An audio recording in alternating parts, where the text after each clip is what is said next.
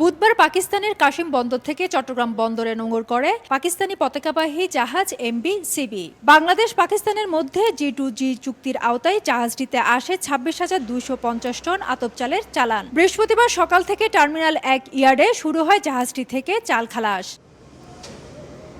সকালে খালাস প্রক্রিয়া পরিদর্শন করেন খাদ্য অধিদপ্তরের মহাপরিচালক। তিনি জানান, দেশের চালের মজুত বাড়াতে সরকার এখনো পর্যন্ত বিভিন্ন দেশ থেকে 3,20,000 টন চাল আমদানি করেছে। এ সময় তার সঙ্গে উপস্থিত ছিলেন পাকিস্তানি ডেপুটি হাইকমিশনার। আমরা 15,00,000 মেট্রিক টনের মতো আমাদের আজকে মজুদ আছে আজকের পরিসংখ্যান।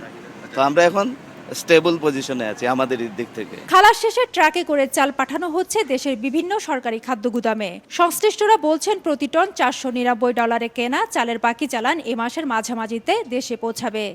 26,300 টন প্রথম চালান আসে, দ্বিতীয় চালানটি আগামী 11 তারিখ আসবে। গত 14 জানুয়ারি ঢাকায় সরকারি পর্যায়ে পাকিস্তান থেকে 50,000 টন চাল আমদানির সমঝোতা স্মারক সই হয়।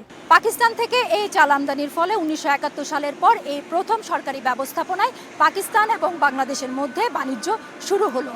মূলত দেশের বাজার স্থিতিশীল রাখতে এই চাল আমদানি করছে সরকার। এর আগে ভারত, মিয়ানমার এবং ভিয়েতনাম থেকেও চাল আমদানি হয়েছে। চট্টগ্রাম বন্দর থেকে ফেরদৌস লিপি, সময় সংবাদ।